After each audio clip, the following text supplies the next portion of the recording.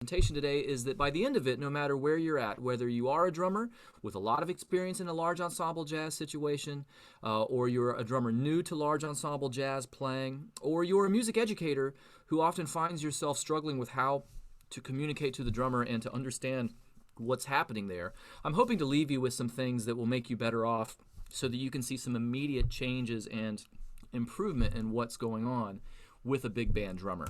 And I think it's important right off the bat, and it ties really well with what I want to cover, for me just to say a little bit about my journey starting out and why I was interested in big band music and how I even encountered it for the first time. And it's kind of a funny story, but a really beautiful musical education story. It was in the 7th grade when I walked into concert band class, and I wasn't playing hardly any drum set at all yet. I was just playing snare drum, that my band director said, we're going to start today's class by listening to a record. We're going to listen to my favorite record. And he put this record on, Maynard Ferguson's album, Chameleon.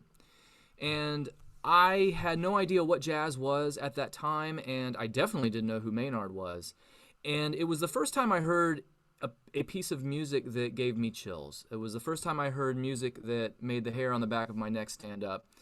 And it was the first time that I heard something that I really wanted to immediately listen to again, although I wasn't able to. And years later, I was able to discover that the cut off this record I heard was a Chick Corea composition entitled La Fiesta. And it's just a great up-tempo, kind of almost a jazz waltzy Latin thing. And the record is just spectacular. Maynard sounds great. Danny D'Imperio is the drummer on that record. And I loved it. And that's really when I fell in love not only with jazz, but with big band jazz. And then after that, when I started showing an interest, my band director, that same very band director in middle school, recognized that I was curious, and I had started taking drum set lessons with my band director. I mean, in those days, a band director played everything and played it well enough to teach kids. And even though he was primarily a brass player, he taught me my first drum set lessons.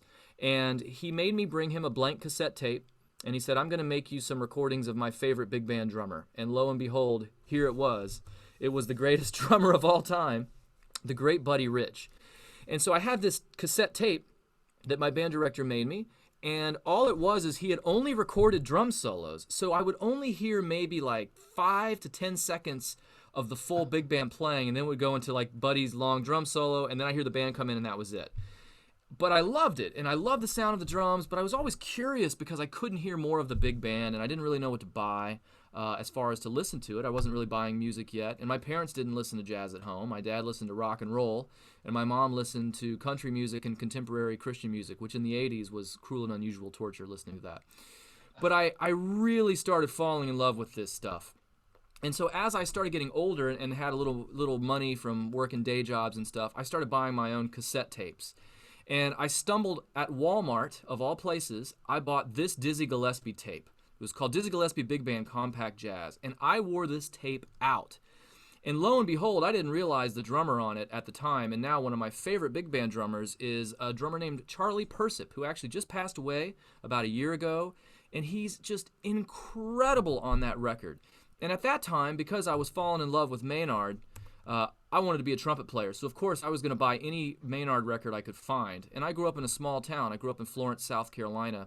There wasn't a lot to get, so I'd buy anything they had. And early on, they had this record. It had a different cover, but it was Maynard's very first big band when he had been brought to New York City to be the house band at Birdland, and he put together what he considered an all-star band. And I didn't know who the drummer was at the time, but it was the wonderful Mel Lewis, who, lo and behold, Maynard and Mel were childhood friends, because Maynard was playing up in Montreal, and Mel would cross the border a couple times a year to play big band gigs that Maynard was on. They had a long relationship, and so when Maynard put his first band together, he calls Mel Lewis. We'll talk about Mel a little bit later. And then I had a life-changing experience with this gentleman and his band, although this gentleman wasn't there at the time. When I was in the 7th grade getting an interest in jazz, the Count Basie Orchestra, directed by Frank Foster, came and played in my little hometown. And it blew me away. So I started buying any Count Basie recording I could get, and I fell in love with the playing of this man, the wonderful Mr. Sonny Payne. And a lot of this was by accident. I liked trumpet playing, and I just had lucky encounters with Basie. But lo and behold, I accidentally spent massive amounts of time listening to these records amongst others, and specifically these three drummers, even though I wasn't super familiar with them.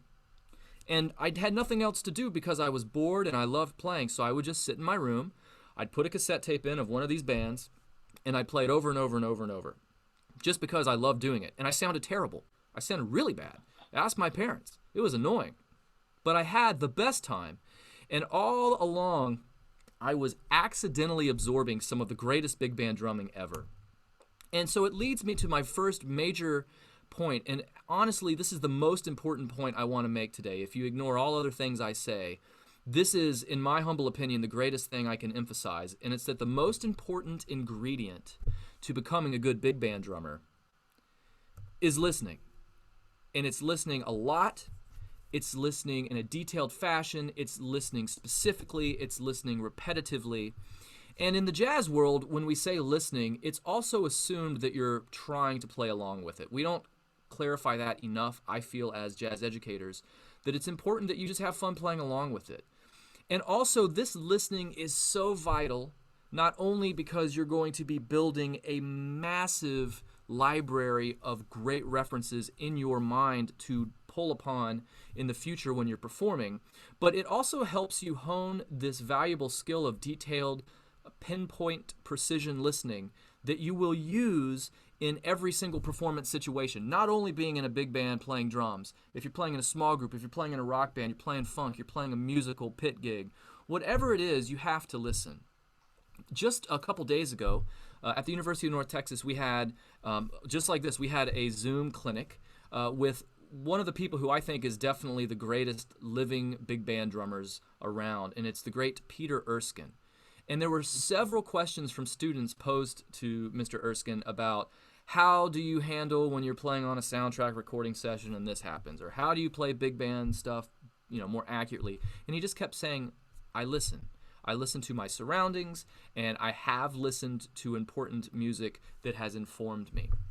And I say this, and I really make a drastically strong point of this, because in my experience, this is the number one deficiency in new drummers, and new big band drummers also, is that they do not have any history of listening to the style with which to reference. I often will ask my students, how often do you leave for vacation without knowing the destination that you're going on? If you're going on vacation, you're going to say, hey, I'm going to go to the Rocky Mountains and I'm going to go hiking. And because you know your destination, you also know how to pack for that trip, you know how to be prepared for the trip, and you know what to expect on the trip. You'll also know if the trip is successful, because if you get on an airplane and don't end up landing anywhere close to the mountains, you're on the wrong vacation. And it's the same thing with listening. If you do not know what Mel Lewis sounds like in the Thad Jones Mel Lewis Orchestra, yet you're sitting in a college band or a high school band and someone puts a Thad chart in front of you, you'll never know if you're anywhere close to interpreting it correctly unless your mind's ear has a clear concept of what that chart should sound like. And I love this picture here of the great Elvin Jones listening. And there's an intensity about this photograph. As with most things, Elvin, there's a beautiful intensity. The intensity that he has in his gaze here, I think, really belays what we should do when we listen. And the other thing I would just gently suggest to those of you who are new to this and not quite sure how to go about listening, it's really easy. Do exactly what Elvin has done here. Get headphones, close your eyes, and listen. And try to give yourself a goal while listening. Just give yourself one goal. For instance, can I listen to this entire song and focus my hearing only on the drummer's ride cymbal? Or can I focus on this entire song and may I hear only the comping on the snare drum from the drummer? Or you can even practice listening to other things. I loved trumpets as a kid, so I would listen to Maynard records just trying to listen to Maynard and listen for when he was doubling the lead part or not. Give yourself one goal and it'll get a lot easier. And as my teacher, Ed Soph, used to tell me, if you want to learn something from a piece of music, you need to listen to it 100 times, and then you're ready for it to teach you something. And I didn't believe him, and I put it to the test one time, my freshman year at North Texas. I started writing tick marks on a piece of paper and listening to my assigned tune that he gave me. I got through like the first 10 listens, and I was like, sounds the same to me. I don't think Ed knows what he's talking about. And then I got to the 20th listen, and I was like, hey, what was that? And I got to the 30th listen, and it was just like a whole new world. And I'll never forget that breakthrough moment.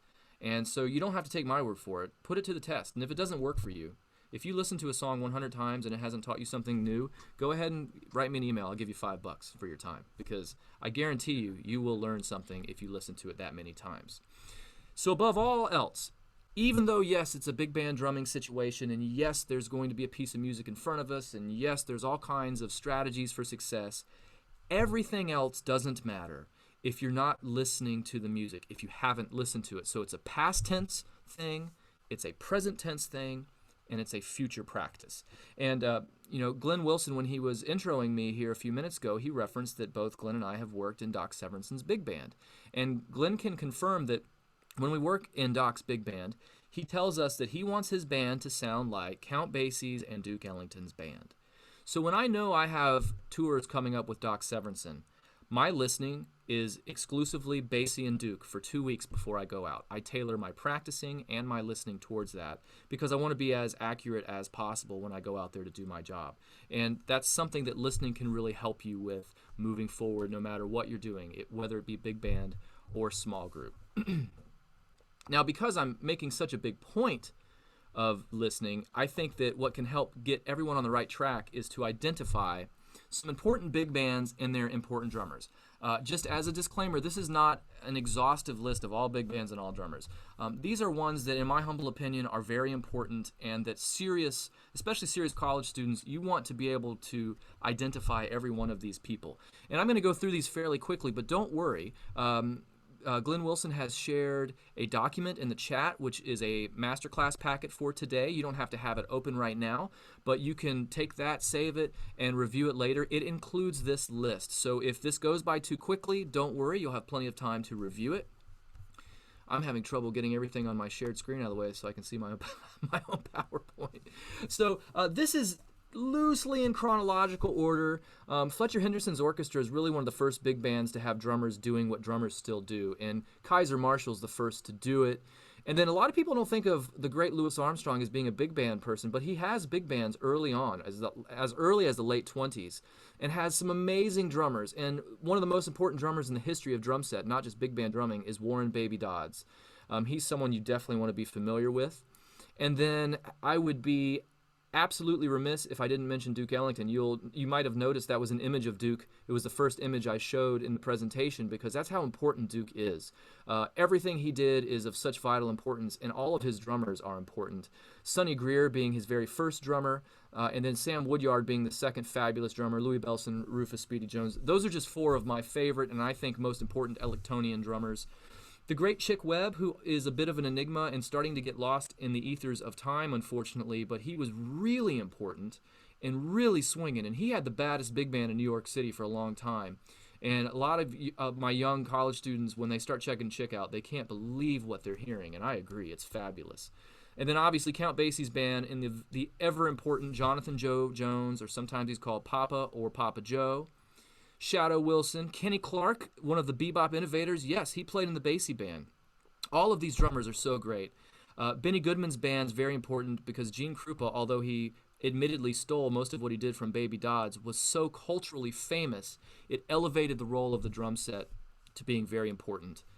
Very similar with Glenn Miller's orchestra. He was so ubiquitous in his time period of fame, his drummers became very influential. And Kenton's orchestra, the Stan Kenton Orchestra always has some incredible drummers. There's Peter Erskine, who I mentioned earlier, and there he is, Mel Lewis, appearing there as well. You'll notice Lewis is in parentheses. Everyone knows Mel by his stage name, Lewis. Lewis was actually the name of his brother, and Mel was working in the 40s for a racist and anti-Semitic band leader who didn't like using his Jewish name of Sokolov. And he kept insisting Mel change the name, and Mel said, "No, I'm proud of my family heritage, and I'm not going to change it for you or anyone." And one night, Mel's brother came to the show, so he was being polite, and he introduced Mel introduced his brother to the band leader, and he goes, "I'd like you to meet my brother, Louis Sokolov." And the band leader was like, "Hey, that's a great name, Louis." And that night, he announced Mel as Mel Lewis, and it stuck. But you can find photographs of Mel with his original bass drum logo that says MS, Mel Sokolov. We'll talk a little bit more about Mel here in a little bit. And, of course, Buddy Rich, who is in a league of his own, but he's very important, and he also was a huge admirer of Basie's band, and specifically Papa Joe and Shadow Wilson. The Woody Herman Orchestra, with great band, a list of great drummers, including there's my teacher Ed Sof in there. Maynard's band was a who's who of drummers, and I'm so honored to be a tiny name on that list. I didn't list myself; that would be ridiculous. But I'm very proud.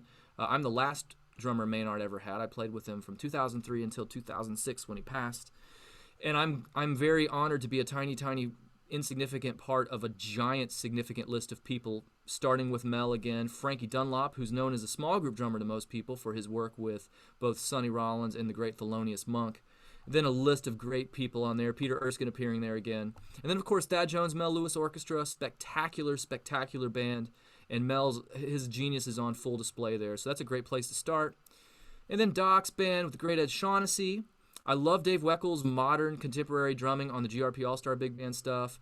The Mincer Big Band, the Clayton Hamilton Big Band, and Lincoln Center. These are some more modern bands, but you can see the tradition's still alive, and all of these drummers are just spectacular. So if you're not sure where to start, I'll just quote my teacher, Ed Soph. When I asked him, I said, I don't know where to start. There's so much. And he said, just start somewhere. If one of the names on the list sticks out, find it, grab a record, listen to it 100 times. So in closing, as Papa Joe will demonstrate for us, there's Papa Joe sitting there. I love that picture of him. It's all about the sonics first, the optics second. And I teach hundreds and hundreds of drummers every year who come to me because they want to learn to be better big band drummers. And I tell them, have you ever listened to big band drumming? No. Well, there's no word of power I can speak to you that will enable you to look at a chart and do something amazing with it until you've heard someone like Papa Joe play. If a picture's worth 1,000 words, listening to a record of Papa Joe play is worth 1 billion. So you have to start getting these things in your head and listening to them. But obviously, that's not the end of my presentation today. It's just the very, very first and important step. And just I wanted to tell everyone, I will leave a little bit of time at the very end to answer any questions. So I'm happy to review or clear up any confusion after that. So I said... There's Frankie. Yeah, there he is. So I said, Sonics. With him in Lionel Hampton's band. You did work with him? Yeah, for about a year. Oh, I want to hear more about that. I didn't know that. I don't want to interrupt you, but Oh, that's beautiful. I love Frankie. Well, that is Frankie Dunlop, and we're going to use him talking about the optics. And one of my favorite stories, the reason I chose Frankie here is a little bit of a bit of irony, because Maynard had this story about when he had his Birdland band. They were the house band at Birdland in New York City. They needed a new drummer, and he got a phone call one day, and it's Sonny Rollins. And at the time, Frankie Dunlop's playing drums in Sonny Rollins' band, and Frankie's living across the hall from Sonny at an apartment complex. So Sonny calls Maynard. They were friends, and he's like, man, would you please give this guy an audition with your band? All he does all day long is sit across the hall at his apartment playing along with your records, and it's driving me crazy. Please give him an audition. And Maynard's like, yeah, sure, I'll schedule it. So Slide Hampton was Maynard's music director, so he gets Frankie scheduled for an audition one afternoon at Birdland. And Maynard is arriving late because at the time he's playing a show downtown with Leonard Bernstein. He's playing Clash of the Titans every day before he goes and plays at Birdland every night. So he says he walks in late and the band is on fire. And they're rehearsing Slide Hampton's really tricky arrangement of Stella by Starlight. It has all these tempo changes and hits and all this stuff. So Maynard says he walks in and Frankie is just killing it. It's his audition and he says Frankie's got his head buried looking at the music stand and he's not missing anything. He's killing it. And Maynard's like, man, I think we found our drummer. And he says he makes eye contact with Slide because the tune's still happening. And he looks at Slide and he's like giving him the old like, man, this cat's happening. And he said Slide is very upset. And Slide's just like shaking his head. And Maynard's kind of like, what? And he said Slide kind of like, Slide's sitting right by Frankie, the other side of Frankie's music stand. So he kind of cuts his eyes towards the music stand. So Maynard, kind of casually looks over there. And Frankie has the chart completely upside down. He's not reading it at all. He's completely pretending to be reading it. He just knew it because he learned it by ear. And he got the gig. He wasn't a great reader at the time, but he got the gig. So it is important to be able to read, but it's also just another reinforcement of how important learning by ear can be. It will only help you more when you start adding visual content to the equation. So when we talk about what we're looking at in a chart, what the heck does that mean? Let's start breaking it down. Here's the great Sam Woodyard, Ellington's great drummer there. So the chart that a drummer is reading, a big band chart, is not a note-for-note representation of what should be played on the drums and cymbals. This is a huge stumbling block, especially for percussionists who've played a great deal of classical percussion, or a lot of young people who've done a lot of marching band playing, drumline-oriented things. They're used to looking at a piece of music and playing it. I read the rhythms, I read the articulations, I read the dynamics. That's good, right?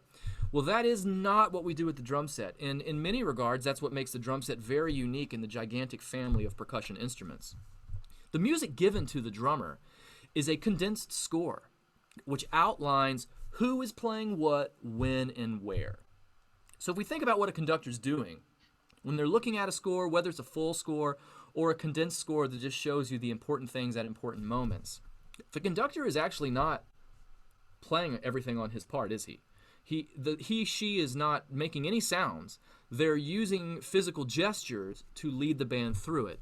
And that's exactly what a drum set is supposed to do in a big band situation. As a matter of fact, when you see a good big band drummer, like, this is pretty wild. Start just looking at a big band drummer. If you go see a big band, or go look up like Sonny Payne playing with Basie, go watch Buddy on YouTube or whatever, and just think about their physical motions, and they'll actually look like a conductor. And you'll see them gesture the most, not when the band is playing something, but before the band is playing. The same way a conductor will bring the orchestra in, they're gesturing before sound, not at sound. It's like that old joke about the conductor who like raises his baton for the orchestra and he goes, "That was it. You missed it.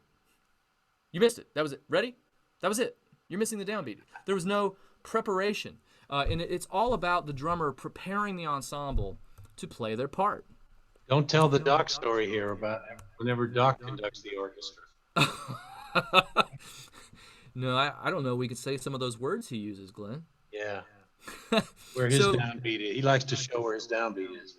Yes, yes, he does.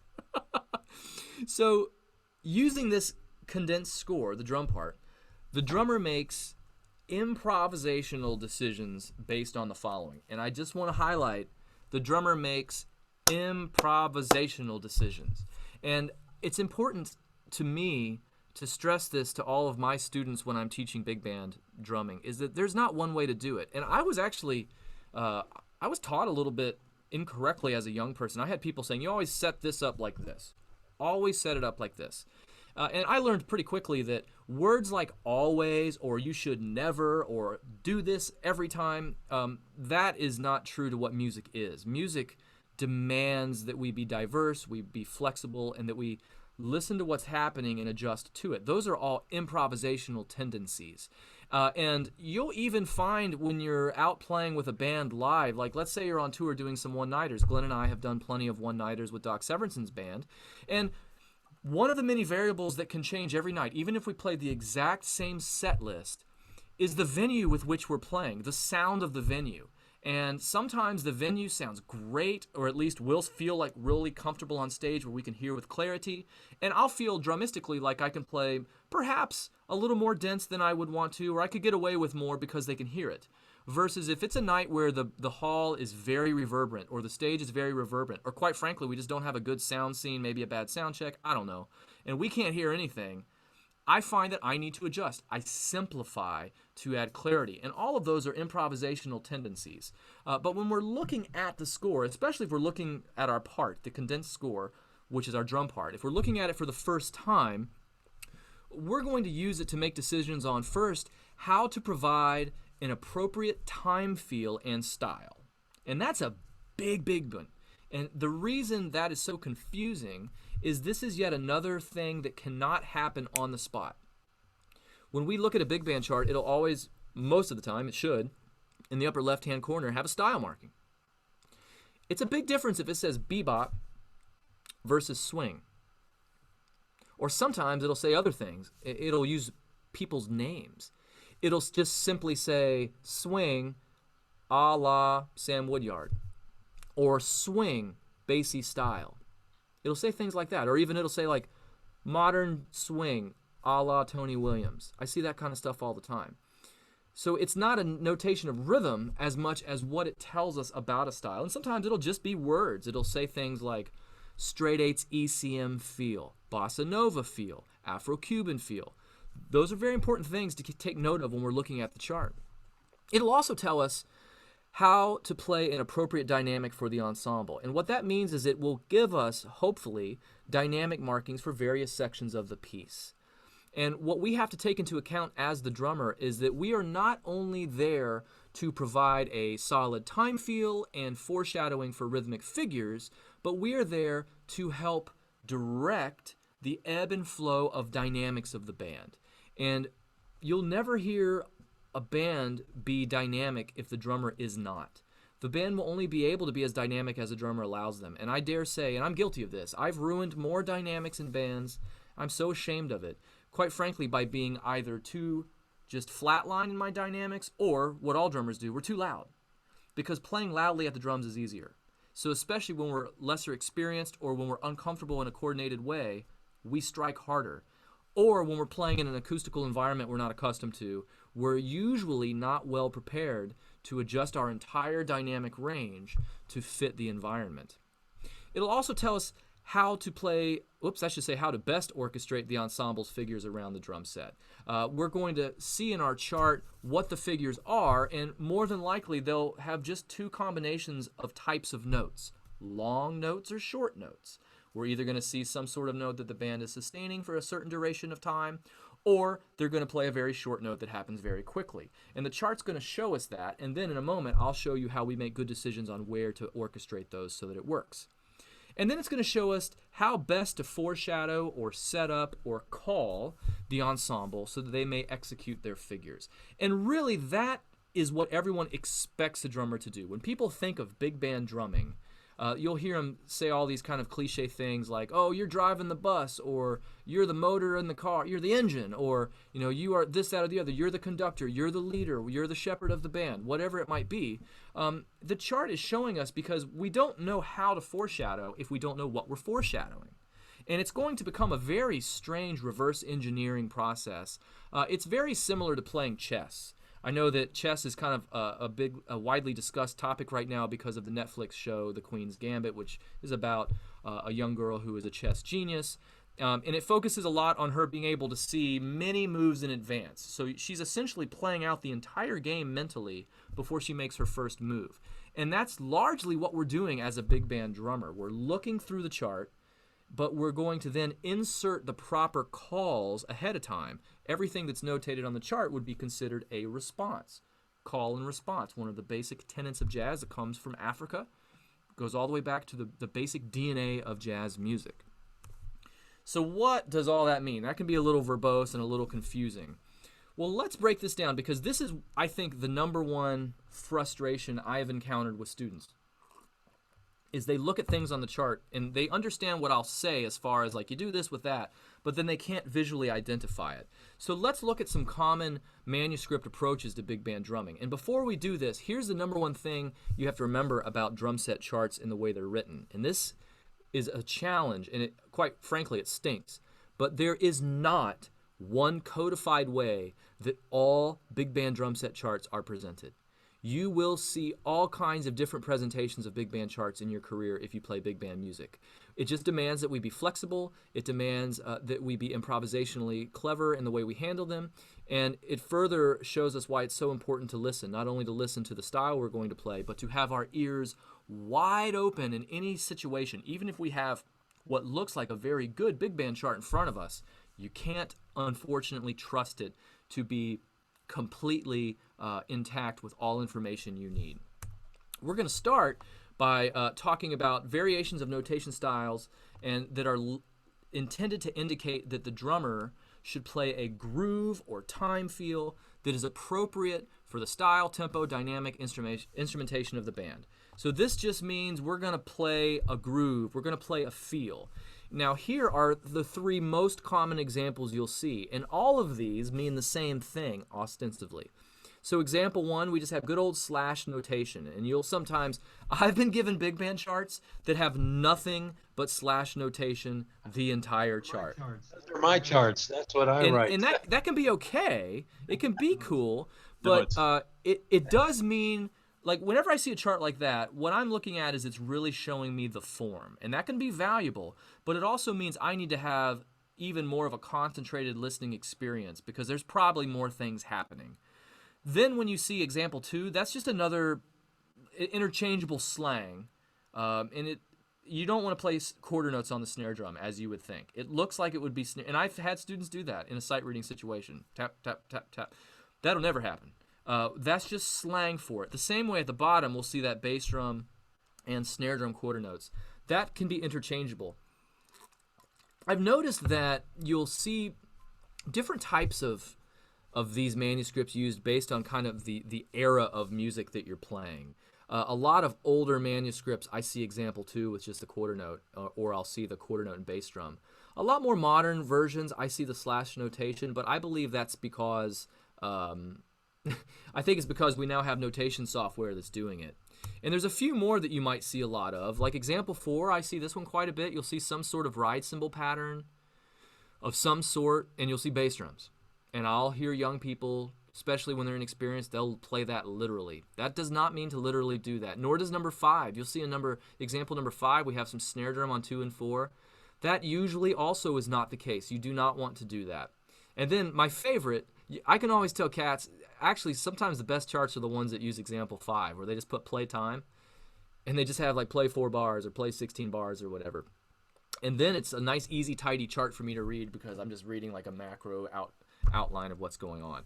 But all of those variations, so we just went through what? I think it's 6 variations of examples that all mean the same thing. This all means to play time in the style. So you can see these appear. You might not see these swing ones, but you can definitely see any of these examples appear for any style of groove. You could see a Latin chart with this, a funk chart, a rock chart, a pop chart. If you read a show in a musical, you could see this kind of notation. It just means to play a groove appropriate to the situation. Now let's look at variations of notation styles that are all intended to indicate that the drummer should maintain a groove or time feel while acknowledging background figures that select instruments of the ensemble are playing. And these notation styles, they might also indicate melody cues or hits as well. They're kind of interchangeable, which can be confusing until you open your ears up and see what's happening. Really, the hallmark of these is you will see that we still have slashes in example 6 in the center of the staff. Those slashes are telling us, as we just previously looked at, keep playing time in the style that you have been. But now we have information above slash notation. We might not be given any sort of notes on the chart in regards to who's playing that. We don't know. But what we can infer with that notational style is that we're going to keep playing time and build those figures into our time feel. In a way, it'll sound like comping, but we're doing it to acknowledge what's going on around us. And yes, if you're able, you want to perhaps gently set them up. But we definitely aren't going to set them up in a hardcore drumistic fashion the way we would during a shout chorus or soloing around figures, because this is showing us it's just happening with time or with sounds. And then example 7 you will also encounter, and these are always interesting. I remember years ago I got to play with Bob Brookmeyer in a big band a little bit, and he wrote a lot of drum manuscript that looked like this, where I had information above slashes and information below slashes. And he had not specified which was which, but what it meant was that the things above the staff were typically higher voiced parts of the ensemble playing. You know, trumpets and, you know, upper saxophones. And then a lot of time the lower portion was either like low brass or bari, bass bone, and bass playing a part. And that can be really tricky to read as well. But you'll notice they're still written around slashes, and that's an important part to recognizing that we still need to interweave those rhythmic ideas into our fundamental role of timekeeping. And then, here we go. Then we're going to look at notational styles that are really confusing. And this, I've noticed this getting really out of hand in recent years, which is why I started incorporating this. But these are notation styles that are confusing hybrids of what I've shown you. Oh, you know what? Did I miss something? I missed my 2D slide. I'm sorry. I think I made a mistake in my slides. I deleted a slide earlier by accident. What I missed here, everybody, and you'll see in your packet, and I apologize, I just realized it's missing, is what we call 2D figures. And somehow my slide got deleted. But because I don't have a slide to show you, and I apologize, it's going to be in the information packet I showed you. There'll be a breakdown of it. Sometimes we'll see notes that are written in the very center of a staff. So there won't be any slashes. And you'll see either a normal looking note, sometimes it could appear on the snare line, or other times it'll appear in a rhythmic dictation fashion. And that's showing us ensemble figures or tutti figures. And those are very important because I hate that my slide is missing. I somehow deleted that when I was when I was practicing earlier. I'm going to put it in the chat.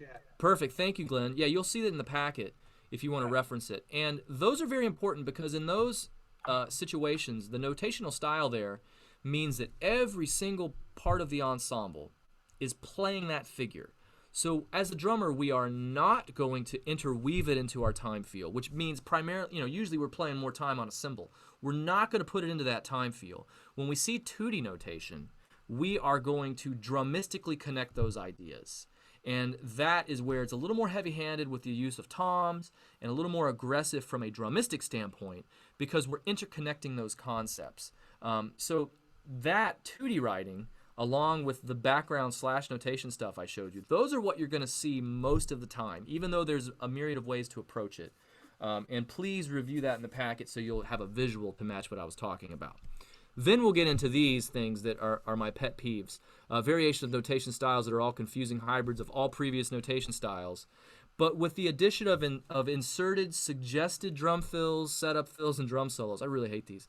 This confusing notation style to big band drumming charts is becoming more and more common in the digital age as composers and arrangers program in semi-accurate, emphasis on semi-accurate drum ideas to make their audio playbacks from their notation program sound more authentic. And this is the #1 most confusing and discouraging notation style for novice big band drummers. And I don't know if you catch what I mean by that, but a lot of people now are writing big band charts in Finale or Sibelius or Endorico is a big one, or a lot of my North Texas students use Muse Score. And in the drum set part, they have programmed fake drums, so it sounds like something when they play it back. But then they never think to make a better drum chart. They just kick that out. And it's an absolute nightmare when you're reading it and trying to figure out what in the world you're supposed to do with the things you see. So you'll see all this kind of crazy stuff. So like in example 11, we have in bar 45, we have slang for slash notation. And then in bar 46, we have a mess. We're like, well, what's going on here? We have like a drag on the snare drum in bar 46 and the and of one, and then I guess some toms. And as you can see going through the bar, what's really happening here, more than likely, is there are some of those rhythms that are the ensemble maybe playing tutti, maybe not, but then the composer and or arranger clearly wants to have some setups.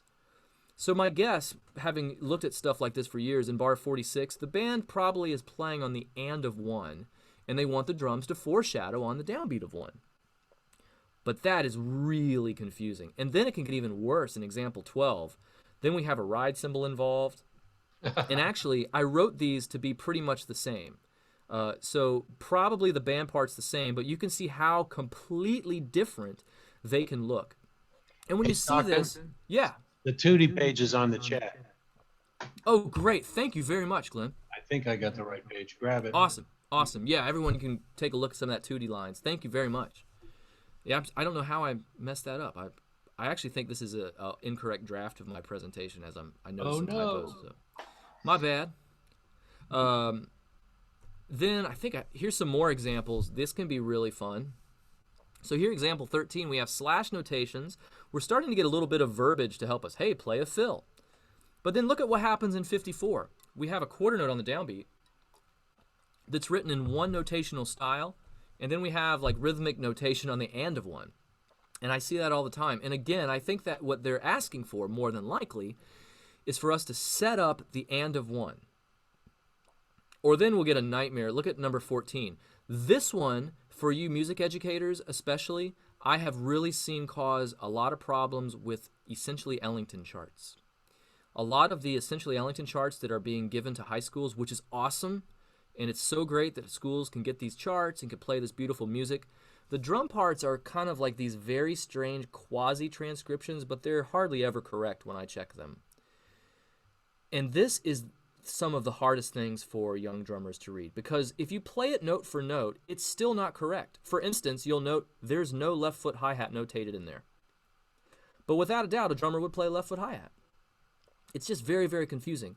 And then more than likely, is a drummer going to actually crash on the and of 1 in bar 58? Is that a crash symbol, or would a drummer be shoulder crashing? They're just confusing. And a lot of times with those Ellington charts, I will simply take the chart away from the drummer at first and just say, you've got to listen, because they'll get bogged down in this.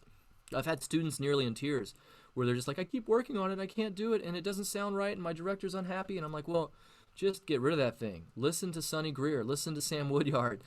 Let your gut inform you. Let your ears inform you. And so this is really, really frustrating stuff. And so when you see these things, I can tell all of you what I do. I've encountered these type of charts a lot. As a matter of fact, I work for a couple producers where I'll go in once or twice a year and I'll record like a whole bunch of big band chart demos for them to sell through publishing companies. And I'll see this kind of stuff on those charts. And what I will do is immediately, if I can't get my hands on the score, I'll go grab the lead trumpet part and I'll compare it to my part, and I'll make notations on what's actually the horn part so I know how to set it up. And sometimes if I'm able, I can make suggestions to them to edit the chart before it goes out. And usually people are really cool about it, and I'll just tell them, like, this is really hard, I don't know what's going on. So be on the lookout for all those different styles. And again, the packet that you have has all these breakdowns on it and explanations. So if after this you're like, wow, that was a lot of information, and I know I'm going through it pretty quickly, you can review it on your own. So what to do? What do we do with all this information? We've looked at all this information. We've identified what this information means. How do we use it? How do we extrapolate the visual information, the optics, and put it on the drum set? Well, let's just start talking about each piece of the drum set and what they work best for, because I find this is very confusing to a lot of people. We'll start with the snare drum. So the snare drum, hit the wrong button. The snare drum is always a good choice. If you're not sure where to put something, the snare drum's always great. And the reason that we have Buddy Rich in the background is he's the master of this. Ed Sof refers to this style of drumming as staccato, because the snare is harmonically sterile. It will never clash harmonically with the band, and it will also cut right through the ensemble. So it'll always sound great for anything. It also will sound great for short sounds that the band plays. And if you're ever confused about what to do, play the figure on the snare drum. And as a matter of fact, when I referenced earlier playing in acoustically challenging situations, that's one of the first adjustments I will make. If I feel like the band is having trouble hearing me, I'll start using my snare drum a lot more for everything. I essentially dry my sound up. I'll stop striking cymbals as much. I'll use more snare drum playing, and I'll definitely get off that bass drum and toms to help settle the band down. So those are my basic recommendations for interpreting things with snare drum. Now let's go on to the second most commonly played part of the drum set for figures, which is the bass drum. The bass drum sounds good for long sounds. So if we're looking at a chart and see a long rhythm, the bass drum is going to be a good choice for that. And you can usually hear it, especially if a bass drum is tuned in a jazz fashion.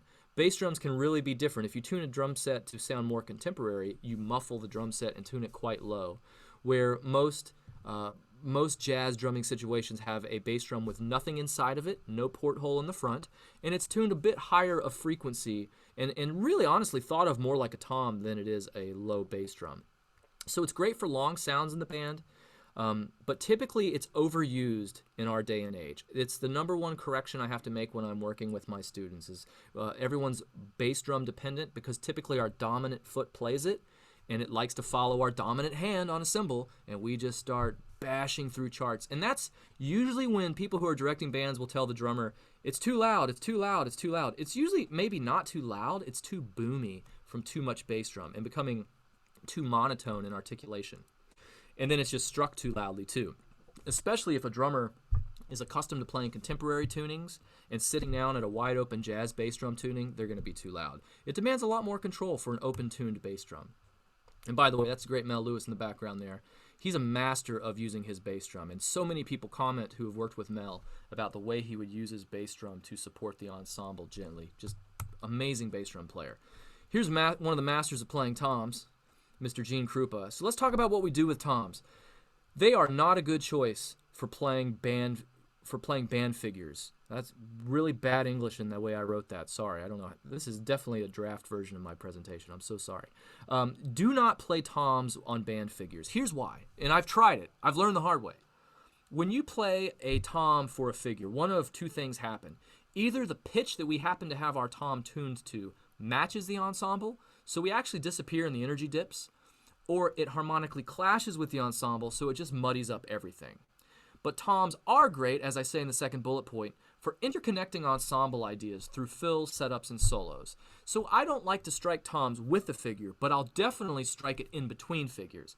And if the band's holding a long tone, I won't wait for the tone to stop before I play the tom. Usually it sounds fine. If I hit a snare at the beginning of a long sound and then go to tom work, the toms are noticeable because they're not being articulated at the same time as the horns starting their articulation.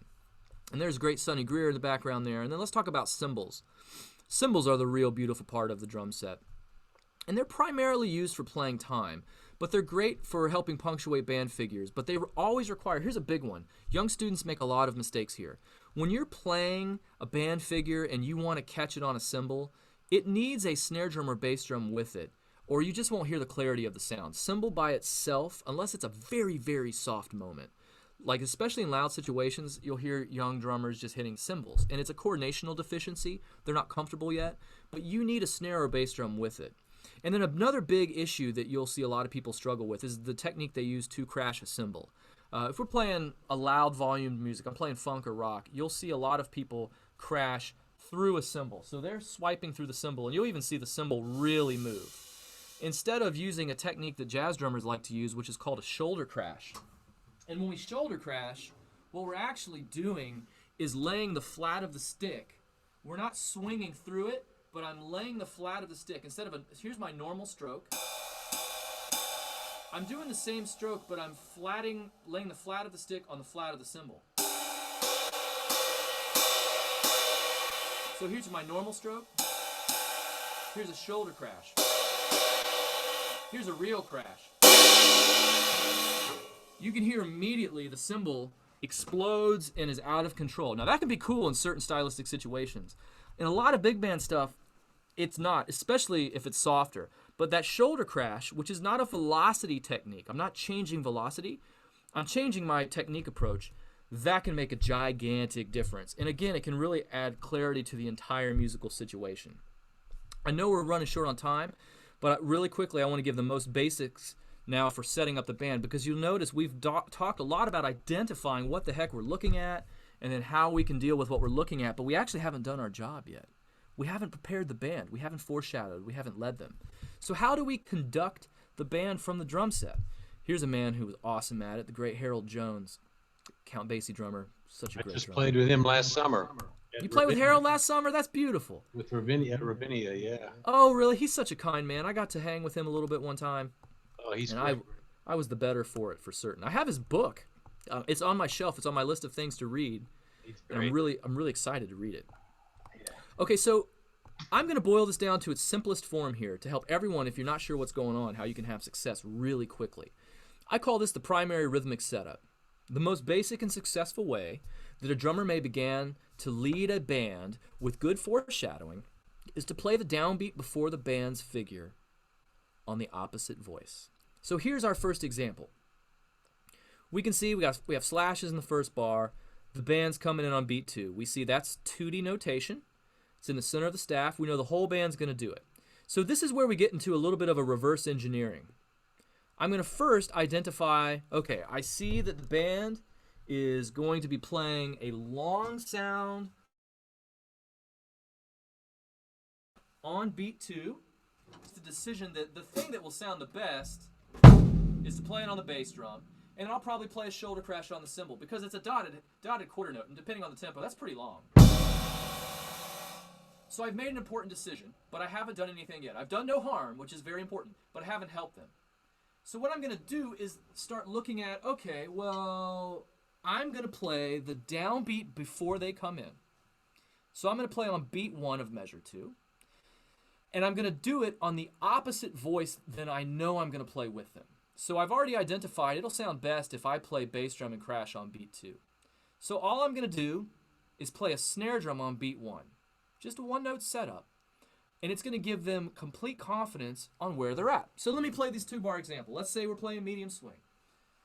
A 1, 2, 3.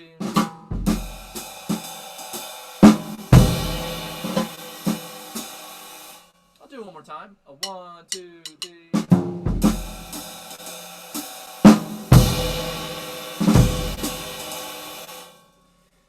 Real simple, but you can also, I hope, see how there's ultra clarity in what's going on. You'll also notice that I hit that note with them on beat 2, and then did you hear me play a subtle little fill coming out of it to reestablish time and give them confidence?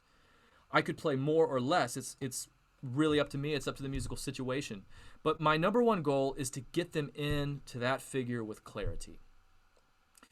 And it works in any style. You know, imagine, I don't know, if we had time, I'd start letting you throw styles at me. But let's imagine I'm playing like a little pop chart or something. 1, 2.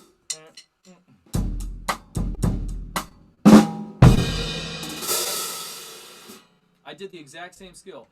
Let's see. What if it's I don't know. What would be a good style? What if it's like a cha-cha? 1, 2, 3.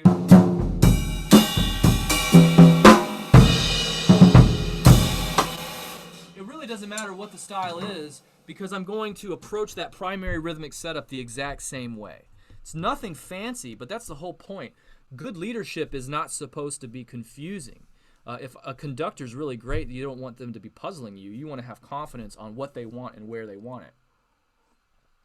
And so again, what I'm doing is looking at the downbeat before their figure and playing that downbeat on the opposite voice. And so it's either going to be a downbeat figure or an upbeat figure. So just to give you one other example, here we have a short note by the ensemble played on the and of 3. We can see it's written in a 2D fashion here.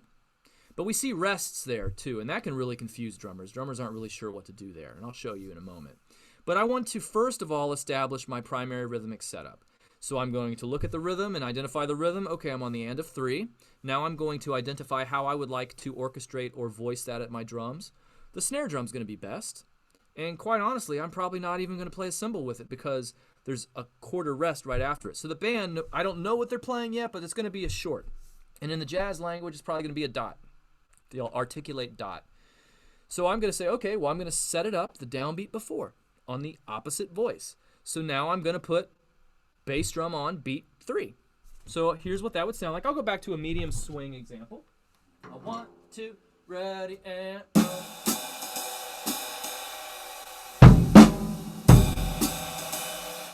Nothing fancy, but they're going to play that note correctly. Here it is one more time. 1, 2, 3.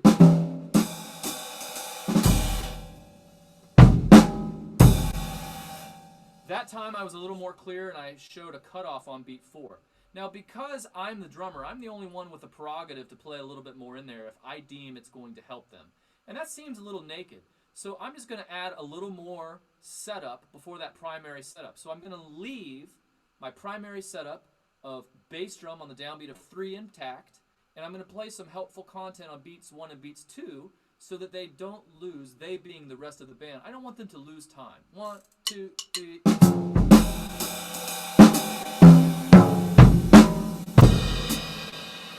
Or 1, 2, ready, and.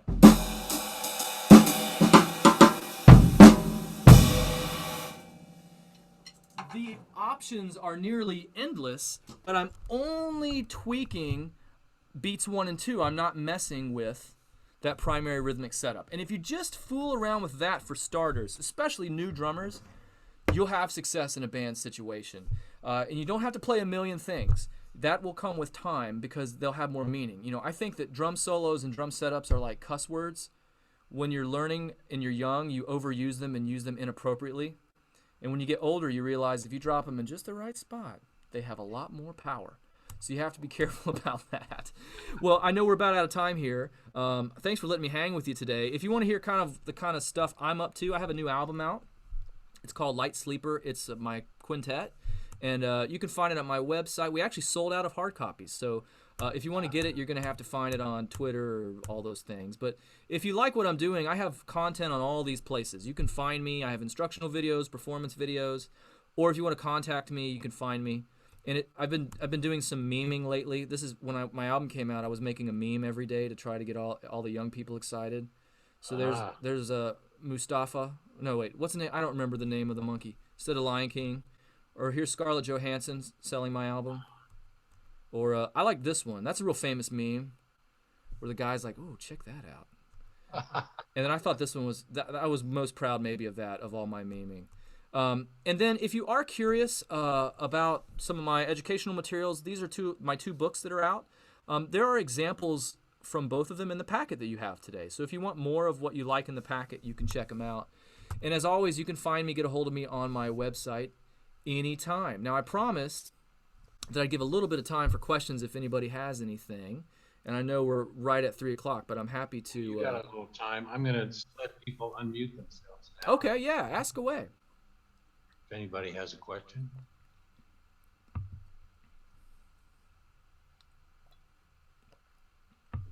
I sure learned a lot. I know that. And Oh, I'm going to good. make all my drummers watch this immediately because I don't see many of them on here. They got Well, good. class.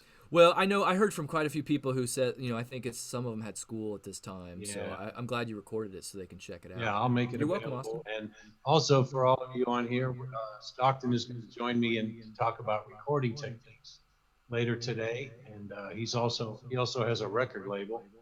Uh-oh, Rory raised your hand. What did you want to say, Rory? You should be able to mute yourself.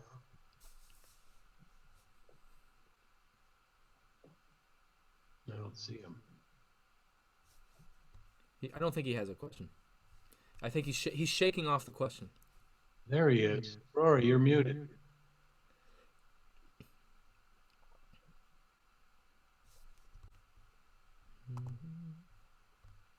He Rory, says it's not we allowing want to him hear to. from Rory because he He he says has it a won't six let him. volume. He has a He's trying six, to unmute and it's not letting him unmute. not letting him unmute. No.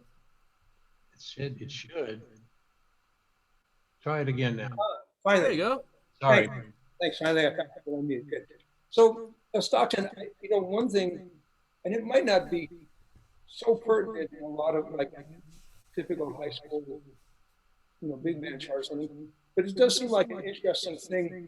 This whole dance between here are kicks I want you to play. Here's what the band's playing, but you don't have to play that. But I want you to know what it is. And here's a really specific thing that I want to play. Right? It's kind of three different things. And I appreciated what you were showing. Okay, show this thing on the snare drum line and this thing above. But of course, if you wanted to show the drummer really specifically, I want you to play this figure, you might have to use those lines to have written things. So for me, if I'm writing big charts, I sometimes end up putting little parenthetical notes of words. Yeah. Actually play this, or here's what the horns play, but you can react to it.